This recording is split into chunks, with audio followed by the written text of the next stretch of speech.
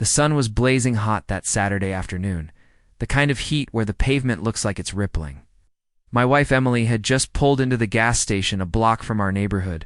She wanted to fill up before heading to the farmer's market. What she didn't expect was that her quick 10-minute stop would explode into a full-blown HOA meltdown, one that ended with flashing lights, cops laughing in disbelief, and a receipt that shattered every lie HOA Karen tried to spin. You see, our neighborhood has an HOA, a kind of HOA that doesn't just enforce rules but seems to invent them daily.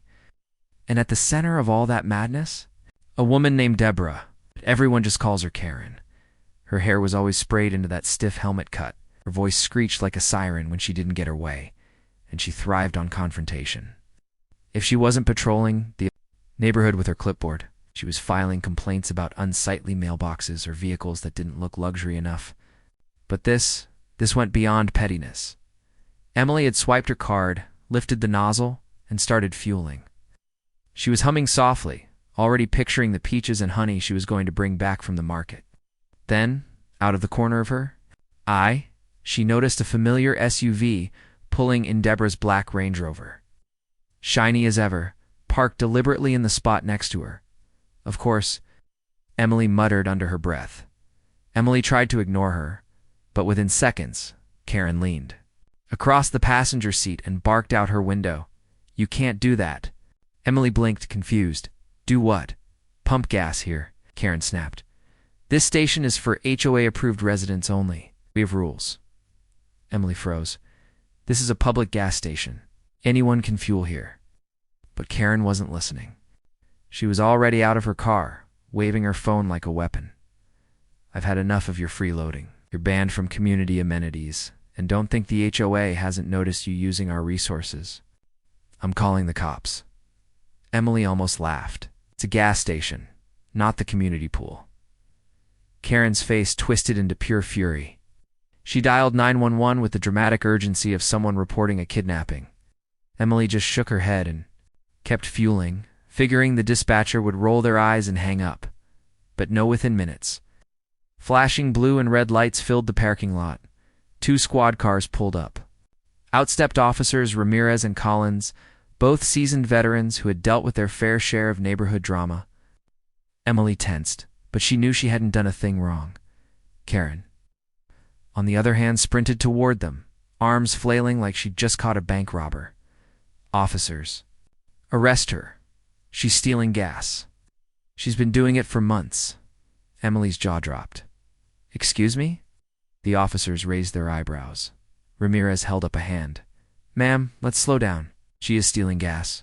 She is." Karen pointed at Emily like she was unmasking a Scooby-Doo villain. "She sneaks into our gas station and fuels up without paying.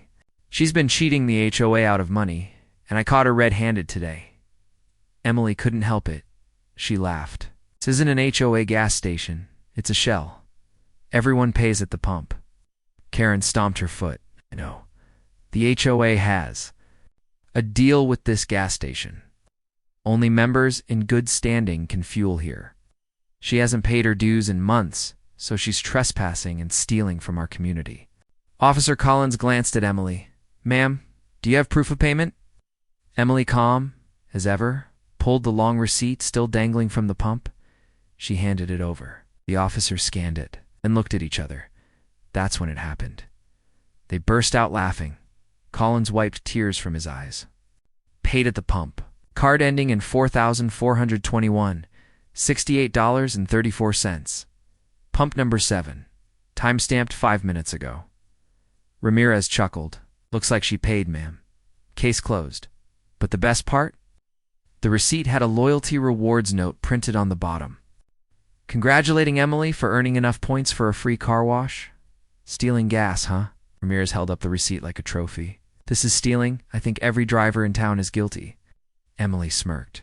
"Guess I should thank you for calling the cops, Deborah. Free car wash on the way." Karen's face went crimson. "You're lying. That receipt's fake. She printed it at home."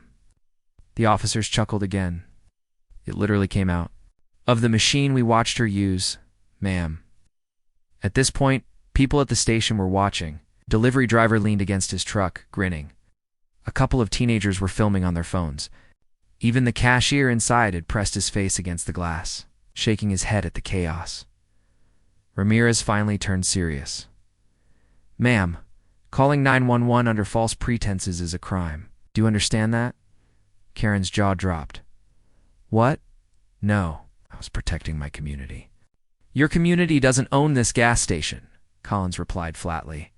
"It's a public business, and this woman paid. You wasted emergency resources, which could have been needed elsewhere." Emily folded her arms, enjoying the rare moment where the HOA Queen Bee was being stung herself. Karen sputtered, searching for a comeback. You don't understand. She's always breaking rules, parking too close to curbs, leaving her trash cans out an extra day, planting flowers that aren't on the approved list." Ramirez sighed. "None of that has anything to do with us. What does have to do with us is the fact that you abused 911. We could cite you right now." Karen's eyes widened. "No, can't. I'm the HOA president." Collins smirked. "I'm the King of England. Doesn't change the law." Laughter erupted again, this time from the bystanders. Emily bit her lip, trying not to join in too loudly. At this point, the teenagers uploaded the scene live to TikTok. Within hours, gas station HOA Karen was trending locally. Clips showed Karen pointing at Emily, screaming about stolen gas. While the cops doubled over laughing at the receipt, the humiliation was delicious. For years, Karen had lorded over the neighborhood, bullying homeowners into repainting shutters, harassing people about their lawn heights, even finding a family for having a trampoline visible from the street. Now the entire internet was mocking her, but the fallout didn't stop there. The following week, the HOA held its monthly meeting. Normally, Karen strutted in like a dictator addressing her subjects. This time, she looked like a balloon slowly losing air. Neighbors were restless. Many had seen the video. Some had been fined by her. Others just hated her power trips. Finally, Mr. Jacobs, a retired attorney, stood up. "Deborah, we've tolerated your nonsense long enough. You abused emergency services, embarrassed our entire community, and lied about our relationship with that gas station. Do you know how many emails I've gotten from residents demanding you step down?" Karen shrieked. "They're lying. They're conspiring against me." But this time no one defended her. Not even her usual clique of loyal board members. Emily, who rarely attended, stood and held up the infamous receipt. "This is what exposed your lies. You tried to humiliate me, but you ended up humiliating yourself in this neighborhood. We deserve better." The crowd erupted in applause. Karen tried to cling to power, but the board voted unanimously to remove her as president. Here's the delicious part. Remember how Karen insisted the HOA had a deal with the gas station? After the incident, the station manager filed a formal complaint against her for spreading false information and harassing customers. They even banned her from the premises for 6 months. The woman who screamed about protecting her gas station couldn't even buy fuel there anymore. She had to drive an extra 5 miles out of town for gas, while every neighbor who saw her at the pump smirked and whispered. As for Emily and me, we framed that receipt. It hangs in our kitchen as a reminder that sometimes the best revenge is just letting entitled people trip over their own lies. This story is just the beginning. There is so much more ahead. Subscribe to the channel to join me on this journey.